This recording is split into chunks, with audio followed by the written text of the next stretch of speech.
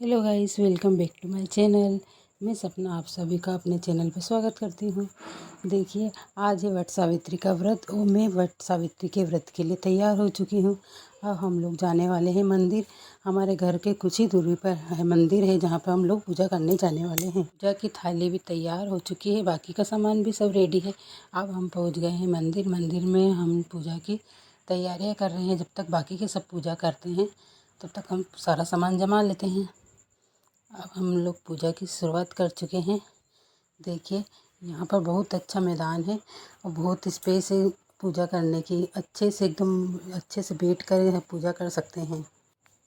आज के दिन सभी मंदिरों में बहुत भीड़ होती है, लेकिन हमें बहुत अच्छा पेड़ मिल गया है जहाँ पर भीड़ भी कम होती है और आसानी से अच्छे से पूजा हो सकती है। यहाँ पर बहुत सारे पेड़ हैं। जिस पेड़ पे हम पूजा कर रहे हैं उसमें पीपल और बरगद दोनों मिक्स हैं। दोनों ही पेड़ों की पूजा साथ में होती है। देखिए, अब मैं पूजा कर रही हूँ, मेरे साथ में और सभी भी पूजा कर रहे हैं। बच्चे उन भी हमारे साथ आए हैं जो खेलने में लगे हैं। जैसा कि आप सभी जानते हैं, ये व्रत सभी शादीशुदा महिलाएं करती हैं, जो अपने पति की लंबी उम्र की कामना हेतु और घर की खुशहाली हेतु करते हैं। ये व्रत अमावस्या और पूनम दोनों पर होता है। हमारे यहाँ यह अमावस्या पे ही करते हैं। महाराष्ट्री कल्चर में ये व्रत पूनम पर भी किया जाता है। देखिए, अभी हम सभी मिलकर पूजा के उसमें लगे हैं। आप सभी में ये व्रत होता है या नहीं, या फिर आप लोग कैसे करते हैं, कमेंट में बताइएगा। हम सभी जो भी सामान लाते हैं पूजा का, वो सब एक एक कर कर माता सावित्री के ऊपर अर्पित करते हैं। वट वृक्ष के नीचे माता सावित्री ने अपने पति के प्राण हेतु तपस्या की थी। इसी कारण से सभी लोग इस व्रत को करते हैं। सभी सुहागन महिलाएं करती हैं।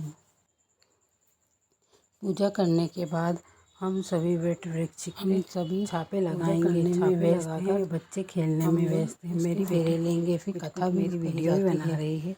आप देख सकते हैं, ये बहुत अच्छा मैदान है। पूजा की शुरुआत में ही हम सभी ने भगवान के लिए सब सामान का एक एक कर कर सभी बहुत यहाँ पे धीरे धीरे भीड़ होती जा रही है। जिससे पहले ज़्यादा भीड़ हो जाए, हम लोग यहाँ से पूजा कर कर चले जाएंगे। अभी तो हमारी ही पूजा कंप्लीट नहीं हो पाई है। ये पूजा करने में बहुत समय लगता है, क्योंकि इसमें पूजा में बहुत सारी चीज़ों की ज़रूरत होती है। देखिए, अब मैं माता जी के छापे लगा रही हूँ। इसमें 12 छापे लगाए जाते हैं और सूत बांधा जाता है। एक सूत गले में भी पहना जाता है। यहाँ पे जो बरगद का पेड़ है उसका तना थोड़ा पतला है, जिसकी वजह से छापे लगाने में थोड़ी दिक्कत आती है। वैसे पेड़ बहुत अच्छा है। यहाँ पर हाथ के 12 छापे लगाने के बाद हम सब फेरे देंगे। फेरे भी 12 दिए जाते हैं, जिसमें हाथ में चने लेकर माता जी को अर्पित करते हुए फेरे दिए जाते हैं। उसके बाद हम सभी मिलकर माता जी की आरती करेंगे। आरती में हमारे यहाँ बच्चे भी शामिल हो गए हैं, तो बच्चे भी सब मिलकर आरती का करते हैं। बाहर काफ़ी धूप हो रही है। हम लोग को यहाँ पर बहुत सारे पेड़ होने की वजह से काफ़ी आरामदायक लग रहा है और पूजा भी अच्छे से हो रही है। दिन के समय तो काफ़ी धूप होने लगी है। आप लोग के यहाँ कैसा टेम्परेचर है बताइएगा। हमारे यहाँ तो बहुत तेज़ गर्मी लगती है। सुबह से लेकर 6 बजे से ही बहुत गर्मी होने लग जाती है। यहाँ पर अधिक मास होने की वजह से जुलाई के पहले तो मानसून आने का नहीं है और गर्मी भी काफ़ी और बढ़ने वाली है। आप लोग के उधर टेम्परेचर बहुत ज़्यादा है या कम है, ये भी बताइएगा। आप सभी को मेरे आसपास बहुत साउंड आ रहा होगा, क्योंकि घर में छोटे बच्चे भी हैं और हमारे घर के पास ही सड़क भी है, जिस पर बहुत ट्रैफिक होता है, जिसकी आते जाते वाहनों की आवाज़ इसमें आ ही जाती है। अब देखिए, आरती करने के लिए हम लोग बड़े खड़े हुए, तो वैसे बच्चे भी आ गए हैं। ये मेरी बेटा है, इसका पूजा पाठ में बहुत कम मन लगता है, इसलिए मैं इससे अधिकतर पूजा करवाना चाहती हूँ। और मेरी बेटी को तो कुछ ज़्यादा ही पूजा करने का शौक़ है। वो तो भगवान में कुछ ज़्यादा ही रम जाती है। हमने तो यहाँ पूजा में गणेश जी की और शंकर भगवान की आरती करी थी। आप लोग किसकी आरती करते हैं, ये बताइएगा। अभी जो आरती कर रहे हैं वो मेरी जेठानी हैं।